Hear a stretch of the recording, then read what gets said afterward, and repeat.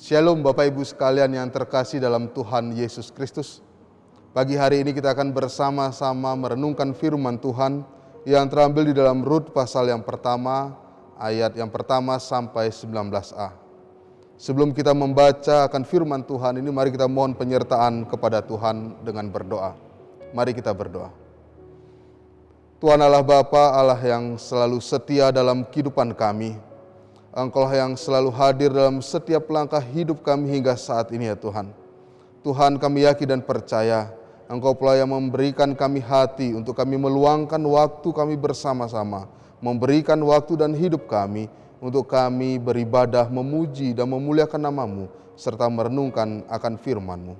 Tuhan Allah Bapa, urapilah kami pribadi lepas pribadi, sebab kami yakin dan percaya melalui urapan yang Engkau berikan, Engkau yang akan memampukan kami untuk menerima firman-Mu dengan baik, dengan penuh sukacita, dan tentunya firman-Mu akan menjadi tuntunan di dalam kami menjalani kehidupan kami hari lepas hari. Hamba-Mu yang akan menyampaikan firman-Mu, Engkau juga sertai urapi hamba-Mu dalam segala keterbatasan dan kelemahan yang ada. Pakailah hamba-Mu ya Tuhan untuk memberitakan firman-Mu kepada kami semua, sehingga benar firman-Mu menyapa kami. Terima kasih ya Tuhan, kami menyerahkan perenungan kami akan firman-Mu. Di dalam nama Tuhan kami, Yesus Kristus, kami berdoa. Amin.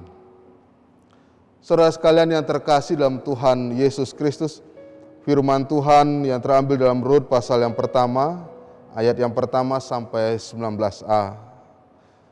Demikian firman-Nya untuk kita sekalian. Rut dan Naomi. Pada zaman para hakim memerintah, ada kelaparan di tanah Israel. Lalu pergilah seorang dari Betlehem Yehuda beserta istrinya dan kedua anaknya laki-laki ke daerah Moab untuk menetap di sana sebagai orang asing. Nama orang itu ialah Elimelek, nama istrinya Naomi, dan nama kedua anaknya Mahlon dan Kilion. Semuanya orang-orang Efrata dari Betlehem Yehuda. Dan setelah sampai ke daerah Moab, diamlah mereka di sana. Kemudian matilah Elimelek, suami Naomi, sehingga perempuan itu tertinggal dengan kedua anaknya. Keduanya mengambil perempuan Moab, yang pertama bernama Orpa, yang kedua bernama Rut, dan mereka diam di situ kira-kira 10 tahun lamanya. Lalu matilah juga keduanya, yakni Mahlon dan Kilion, sehingga perempuan itu kehilangan kedua anaknya dan suaminya. Kemudian berkemaslah ia dengan kedua menantunya, dan ia pulang dari daerah Moab, sebab didengar Moab, ia mendengar bahwa Tuhan telah memperhatikan umatnya dan memberikan makanan kepada mereka. Maka berangkatlah ia dari tempat tinggalnya itu bersama-sama dengan kedua menantunya. Ketika mereka sedang di jalan untuk pulang ke tanah Yehuda, berkatalah Naomi kepada kedua menantunya itu, "Pergilah, pulanglah masing-masing ke rumah ibunya. Tuhan kiranya menunjukkan kasih-Nya kepadamu, seperti yang kamu tunjukkan kepada orang-orang yang telah mati itu dan kepadaku. Kiranya atas kasih karunia Tuhan kamu mendapat tempat perlindungan masing-masing di rumah suaminya." Lalu diciumnyalah mereka, tetapi mereka menangis dengan suara keras dan berkata kepadanya, "Tidak, kami ikut dengan engkau pulang kepada bangsamu." Tetapi Naomi berkata, "Pulanglah anak-anakku, mengapakah kamu turut dengan aku? Bukankah tidak akan ada lagi anak laki-laki yang kulahirkan untuk dijadikan suamimu nanti? Pulanglah anak-anakku, pergilah, sebab sudah terlalu tua aku untuk bersuami. Seandainya pikirku ada harapan bagiku dan sekalipun malam ini aku bersuami, bahkan sekalipun aku masih melahirkan anak laki-laki, masa akan kamu menanti sampai mereka dewasa? Masa akan karena itu kamu harus menahan diri dan tidak bersuami? Janganlah kiranya demikian, anak-anakku. Bukanlah jauh lebih pahit yang aku alami daripada kamu, sebab tangan Tuhan teracung kepadaku. Menangis pula mereka dengan suara keras, lalu Orpa mencium mertuanya itu minta diri, tetapi Rut tetap terpaut padanya. Berkatalah Naomi, telah pulang iparmu kepada bangsanya dan kepada para allahnya. Pulanglah mengikuti iparmu itu. Tetapi kata Rut, janganlah desak aku meninggalkan engkau dan pulang dengan tidak mengikuti engkau. Sebab kemana engkau pergi, ke situ jugalah aku pergi. Dan di mana engkau bermalam, di situ jugalah aku bermalam. Bangsamulah bangsaku, dan Allahmulah Allahku. Di mana engkau mati, aku pun mati di sana. Dan di sanalah aku dikuburkan. Beginilah kiranya Tuhan menghukum aku, bahkan lebih lagi daripada itu, jikalau sesuatu apapun memisahkan aku dari engkau selain daripada maut. Ketika Naomi melihat bahwa Rut berkeras untuk ikut bersama-sama dengan dia, berhentilah ia berkata-kata kepadanya, dan berjalanlah keduanya sampai mereka tiba di Betlehem. Demikianlah pembacaan kita akan firman Tuhan. Berbahagialah bagi kita sekalian berkenan membaca, merenungkan, terlebih lagi melaksanakan firman-Nya dalam kehidupan kita sehari-hari. Haleluya. Shalom Bapak Ibu sekalian dan saudara yang terkasih dalam Tuhan Yesus Kristus. Kita tentu pernah mendengar suatu istilah, rumput tetangga lebih hijau daripada rumput di rumah kita sendiri. Bapak Ibu sekalian, ketika kita mendengar rumput tetangga lebih hijau, biasanya kita akan secara langsung memiliki pemahaman bahwa ada sesuatu yang menarik di tetangga kita itu. Dan kita terkesan ada ingin memiliki sesuatu dari tetangga kita itu sendiri. Dan kadangkala memang konotasinya meluas dan lebih sering ke hal-hal yang negatif ketika kita mengatakan rumput tetangga lebih jauh. Bapak Ibu sekalian, mungkin inilah yang terjadi ketika perjalanan kehidupan bangsa Israel dilanda dengan kelaparan pada saat itu. Dan keluarga Elimelek atau keluarga Naomi tentu mengalami suatu pergumulan yang berat. Di satu sisi Israel sedang dilanda kelaparan. Tentu ada kegelisahan bagaimana untuk melangsungkan kehidupan mereka ke sekeluarga ke depannya. Dan ketika mereka bergumul, tentu Elimelek dan juga Naomi serta anak-anaknya, mungkin mereka mendengar ada informasi bahwa di daerah lain itu ada suatu daerah yang subur. Ada sesuatu daerah yang setidaknya tidak kelaparan seperti yang mereka alami di Israel. Karena informasi itulah kemudian mereka ingin untuk pindah dari Israel.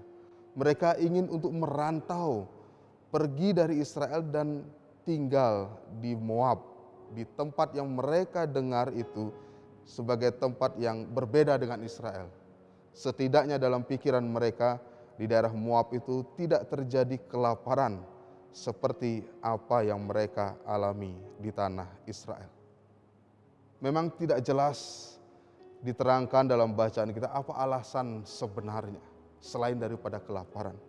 Tetapi dalam bacaan kita ayat yang pertama dan kedua, di sana langsung menjelaskan bahwa sedang kelaparan, situasi kesulitan, ada pergumulan yang berat. Kemudian Elimelek dan Naomi memutuskan untuk pindah ke daerah Moab. Bapak Ibu sekalian yang terkasih, tentu ketika kita melihat perpindahan keluarga ini, kita akan teringat dengan transmigrasi yang terjadi. Banyak orang Bali, bahkan orang Jawa dan semua orang yang pada beberapa tahun yang lalu atau berpuluh tahun yang lalu itu melakukan transmigrasi ke pulau-pulau yang dibuka oleh pemerintah. Nah, kalau kita samakan dengan situasi tindakan yang dilakukan oleh Naomi dan keluarga, mungkin mirip dengan hal itu. Tetapi yang berbeda adalah Israel sebagai bangsa pilihan Tuhan dan mereka sebagai anggota masyarakat di bangsa itu. Mereka sebagai anggota yang menerima akan janji-janji Allah.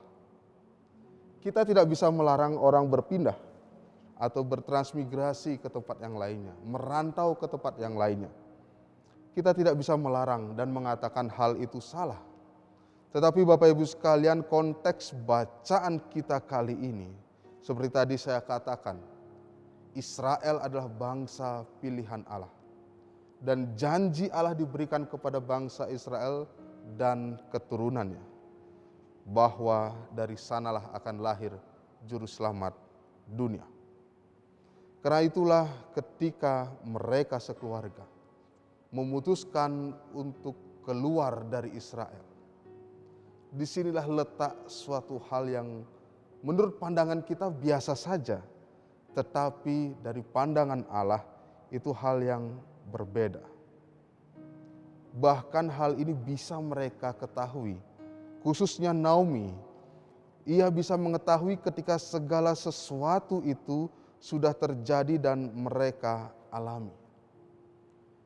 Dari sinilah kita bisa melihat bahwa seakan-akan mereka memiliki suatu keraguan akan janji Allah, keraguan akan penyertaan Tuhan dalam kehidupan mereka. Karena mereka sedang kelaparan, menghadapi kesulitan pergumulan yang tiada henti. Kemudian mereka lupa akan kuasa dan janji Allah yang selalu setia menyertai seluruh umatnya. Inilah yang dirasakan oleh Naomi. Kapan itu dirasakan? Itu dirasakan ketika tiba-tiba ayat yang ketiga secara langsung dikatakan kemudian matilah Elimelek suami Naomi. Tidak dikatakan sakitnya kenapa, tidak dikatakan karena apa, dan juga tidak dikatakan bagaimana ia bisa meninggal. Tetapi langsung to the point ayat yang ketiga mengatakan ketika mereka sudah pindah ke daerah Moab tinggal di sana, kemudian matilah Elimelek. Tetapi bukan berhenti sampai di situ, melainkan dilanjutkan dengan mati dan meninggalnya kedua anak dari Naomi, yaitu Mahlon dan Kilion. Ketika anak dan suami meninggalkannya, disinilah ia bergumul, Naomi bergumul, dan disinilah ia menemukan jawaban mengapa semua ini terjadi. Bapak Ibu sekalian dan saudara yang terkasih dalam Tuhan, kali ini kita akan melihat dan menerima pembelajaran dari kisah perjalanan kehidupan Naomi dan sebuah komitmen yang dilakukan oleh Ruth menantunya di tengah situasi kondisi yang terjadi dalam kehidupan mereka. Bapak Ibu sekalian dan saudara terkasih, hal pertama yang kita bisa lihat bersama-sama atau kita bisa belajar dari kisah mereka, keluarga mereka ini adalah menentukan pilihan dalam rencana Tuhan. Pembelajaran yang menyapa kita, mengingatkan kita, mengajarkan kita bagaimana kita menentukan pilihan dalam rencananya atau rencana Tuhan. Bapak Ibu sekalian, saudara-saudara sekalian dan juga saya lahir di dunia ini bukan kebetulan. Kita ada di sebuah keluarga, saya ada di keluarga A, saya lahir di keluarga B, Bapak Ibu lahir di keluarga C. Itu semua bukan kebetulan. Itu semua adalah memang rencana dan rancangan Tuhan. Dan kita tidak bisa berkata-kata apapun tentang hal itu. Kita tidak bisa nego dengan Tuhan. Tuhan, saya mau lahir di keluarga Pak Presiden Jokowi, saya mau lahir di keluarganya Pak Menteri ini, saya mau lahir di keluarganya Ibu ini, keluarga ini, dan lain sebagainya. Kita tidak bisa menentukan di mana kita berada. Tetapi kita hadir di dunia ini. Hidup bersama dengan keluarga kita, pasangan kita, anak-anak kita, orang tua kita. Semuanya Tuhan yang merancangkan. Bahkan kita sering mendengarkan firman Tuhan bahwa Tuhan sudah merancangkan kehidupan kita sebelum kita lahir dan hidup di dunia ini. Oleh karena itulah Bapak Ibu sekalian, ketika kita menyadari lahir kita, hidup kita, mati kita, itu semua di dalam kuasa Tuhan. Kita diingatkan bagaimana seharusnya menentukan pilihan melangkah dalam kehidupan kita. Tentu pilihan yang dimaksud ini menyangkut semua lini. bukan hanya sekedar pilihan secara iman tentang Yesus sebagai juru selamat, bukan hanya pilihan untuk menentukan pasangan hidup kita yang akan menemani kita ke depannya dalam bahtera rumah tangga, bukan hanya pilihan-pilihan dalam penyelesaian masalah, dan masih banyak hal lainnya yang menjadi pilihan dan harus kita ambil sebagai langkah kehidupan. Bahkan Bapak Ibu sekalian, dengan kita diam saja, berdiam diri dalam setiap pergumulan, ada ini, ada itu, kita cukup diam saja, itu sudah merupakan pilihan kehidupan kita. Seperti halnya keluarga Naomi, Bapak Ibu sekalian yang terkasih. Keluarga ini menentukan pilihan untuk tetap di Israel atau pergi merantau keluar dari tanah Israel. Tentu keluarga mempertimbangkan dengan sungguh-sungguh segala kekurangan dan kelebihannya. Tetapi saya yakin dan percaya alasan kuat mereka lebih dominan kepada situasi kelaparan yang melanda bangsa Israel saat itu. Dan itulah yang sekarang juga menantang kita di tengah situasi pandemi ini. Banyak terjadi kebingungan. Kita mau taat atau tidak dengan anjuran pemerintah. Ada yang mengatakan bahwa COVID ini permainan seseorang, permainan kelompok, permainan pemerintah. Ada yang mengatakan bahwa ini hanya sekedar alat untuk menaikkan suatu nilai bangsa, nilai uang, dan lain sebagainya. Bahkan ada yang mengatakan ini sebuah rekayasa belaka. Bapak Ibu sekalian, saya tidak mengajak kita untuk mengatakan ini rekayasa, ini bohong, ini benar, atau lain sebagainya. Tetapi kini kita diperhadapkan dalam suatu pilihan. Apakah kita akan menentukan langkah untuk membantu pemerintah kita dengan mentaati segala hal yang sudah dihimbau kepada kita sebagai masyarakat Indonesia? Pilihan mana yang akan kita tentukan? Kita akan cuek bebek saja dengan situasi kondisi yang terjadi, atau kita mulai beradaptasi dengan situasi yang terjadi sekarang ini? Hal yang mungkin akan mengganggu kita, memang kedekatan kita akan berkurang secara fisik. Tetapi kedekatan kita di dalam iman, kedekatan kita di dalam rohani, Tuhan pasti akan memberikan koneksi yang terbaik antara iman saya, iman Bapak Ibu sekalian, dimanapun kita berada. Tuhan lebih hebat daripada handphone kita. Mungkin hati kita akan berkata, saya tergerak untuk mendoakan Bapak ini dan Ibu ini. Ada koneksi yang terjadi yang Tuhan bangun di antara kita sebagai umat Tuhan. Nah, sekarang tinggal kita mau memilih yang mana. Kita mau memilih taat atau kita cuek begitu saja, anggap ini tidak ada, padahal ini sangat mengancam dan juga membuat kegelisahan bahkan ketakutan di antara kita. Bapak Ibu sekalian yang terkasih, kita bersama-sama mengetahui dan saya yakin percaya Bapak Ibu sudah menentukan pilihan apa yang harus dilakukan. Taat, mulai beradaptasi, itu adalah pilihan yang terbaik yang bisa kita lakukan sekarang. Bukan mengatakan yang lain itu tidak baik. Bukan mengatakan kita terlalu takut dengan COVID-19 ini. Tetapi kita sudah dihimbau oleh pemerintah kita. Dan kita yakin dan percaya mereka semua dipilih dan diurapi oleh Tuhan. Untuk itu mari kita dukung bersama dengan kita mentaati dan mulai beradaptasi dalam kehidupan kita masing-masing. Terlebih lagi beberapa saat ke depan, tidak usah lagi pusing kita mau disuntik atau tidak tentang vaksin kita. Kalau pemerintah sudah memeriksa semuanya, mempersiapkan semuanya, bawalah itu dalam doa kepada Tuhan. Mohon penyertaan kepada Tuhan. Memang sehebat-hebatnya manusia, kalau Tuhan tidak berkenan, maka vaksin itu tidak akan berguna. Tetapi ketika pemerintah sudah berjuang dengan penuh semangat, dengan jerih lelah, dan membantu seluruh masyarakat, ini kita bawa dalam doa. Dan tentukan pilihan kita, kita akan divaksin. Kita akan menerima vaksin. apalagi ini diberikan secara gratis kepada masyarakat di Indonesia. Mari kita bawa dalam doa. Mari kita bawa dalam doa sehingga semuanya berjalan dengan baik. Itu salah satu pilihan yang paling melekat yang harus kita lakukan dalam kehidupan kita sehari-hari di tengah masa pandemi ini. Sama halnya dengan keluarga Naomi. Apapun yang menjadi pilihan kita, apapun yang sudah kita tentukan sebagai langkah kita untuk menjalani hidup ke depannya. Satu hal yang menjadi kekurangan keluarga Naomi, ia melupakan akan janji Allah. Ia melupakan akan kuasa Allah bahwa bangsa Israel adalah pilihan Tuhan.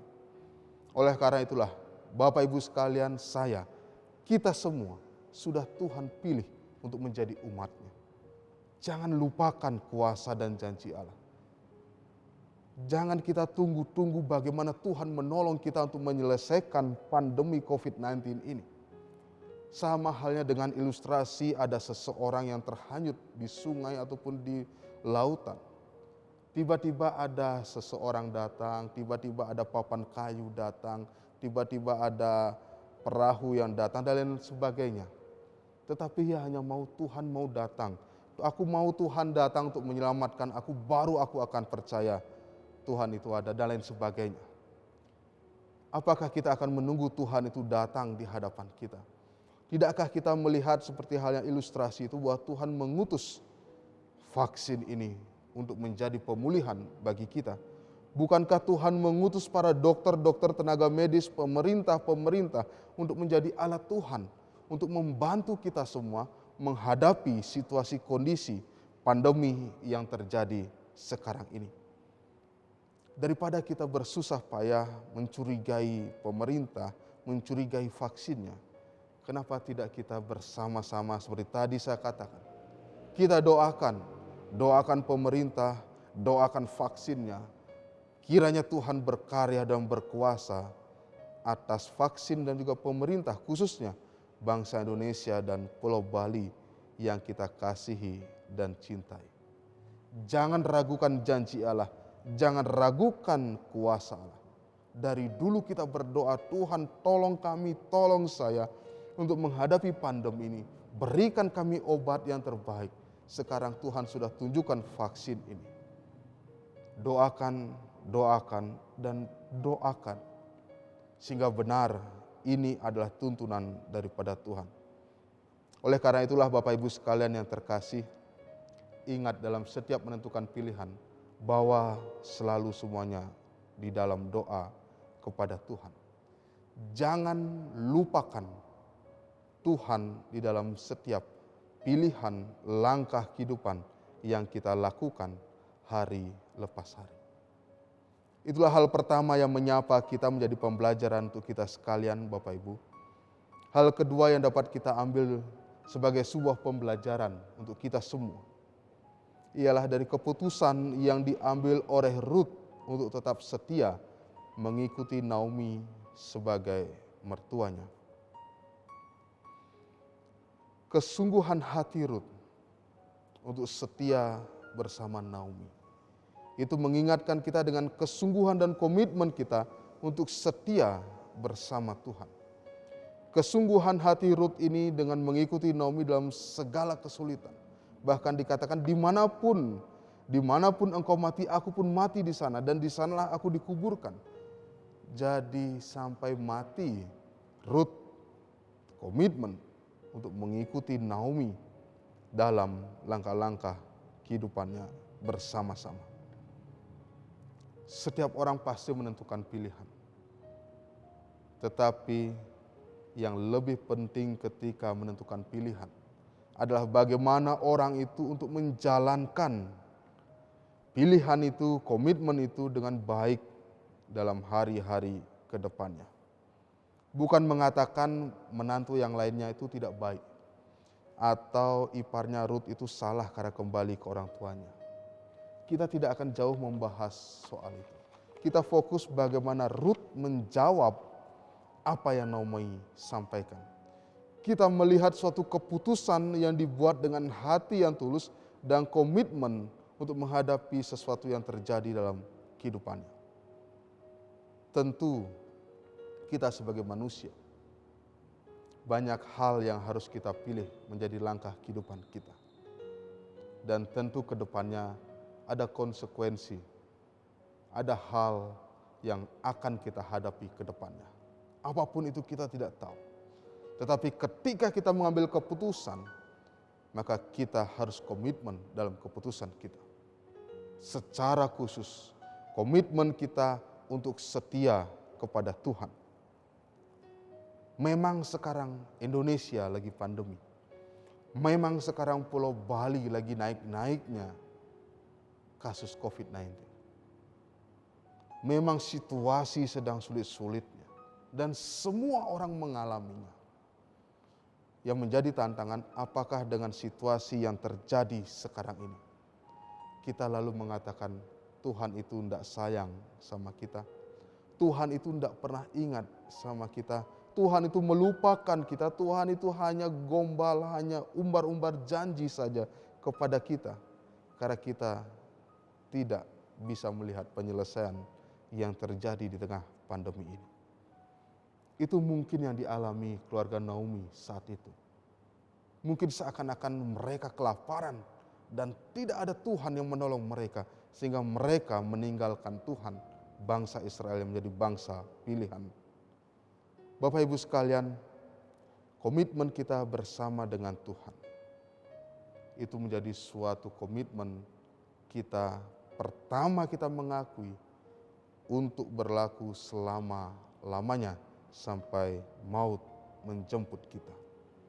Sekali kita berkomitmen di dalam Tuhan, maka jaga peliharalah itu dalam kehidupan kita. Kehidupan bersama dengan Tuhan, memegang komitmen di dalam Tuhan. Sebab kita punya Tuhan yang tidak pernah ingkar janji. Kita punya Tuhan yang tidak pernah lupa akan kehidupan umatnya. Kita punya Tuhan yang tidak pernah pilih kasih dan tidak pernah sedikit pun menutup matanya untuk melihat kita umatnya. Bahkan Tuhan kita adalah Tuhan yang tidak pernah meninggalkan, bahkan menelantarkan kita semua. Saya, Bapak Ibu sekalian, saudara sekalian yang terkasih, kita punya Tuhan yang seperti itu. Kita punya Tuhan yang penuh dengan kuasa. Kita punya Tuhan yang tidak pernah ingkar janji. Oleh karena itulah, mari kita jaga komitmen kita bersama dengan Tuhan. Setia kepada Tuhan apapun situasi yang terjadi. Dan terakhir Bapak Ibu sekalian, apapun kehidupan kita, seperti hal pertamanya menjadi pembelajaran kita, mari kita serahkan kepada Tuhan. Biarkan Tuhan yang berkarya. Apa yang Tuhan ingin lakukan, kita serahkan semuanya kepada Tuhan. Kita mohon tuntunan daripada Tuhan. Tuntunan untuk menentukan pilihan. Tuntunan untuk selalu setia kepada Tuhan. Yakin dan percayalah, Tuhan kita penuh kuasa, Tuhan kita penuh kasih karunia bagi saudara-saudara sekalian. Jangan ragu sekalipun akan kuasa dan penyertaan Tuhan kepada kita semua. Tuhan senantiasa beserta kita dan memberkati kita semua. Amin. Mari kita masuk dalam saat teduh sejenak. Mari kita menyerahkan hidup kita untuk dapat berjalan sesuai dengan tuntunan Tuhan. Tuhan Allah Bapa, inilah kami, hidup kami dimanapun kami berada ya Tuhan. Saat ini kami menyerahkan langkah-langkah kehidupan kami ke depannya. Apapun yang menjadi keputusan kami, apapun yang menjadi pilihan kami, kiranya Engkau turut hadir serta di dalamnya. Dan Engkaulah yang menuntun kami, memberikan kami bimbingan ya Tuhan.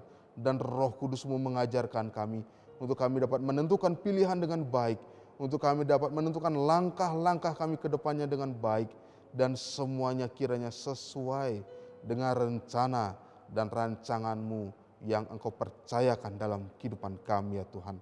Terima kasih ya Tuhan, kami menyerahkan hidup kami, persekutuan umat Tuhan, GKPB Hosana Kuanji. Di dalam nama Tuhan Yesus Kristus.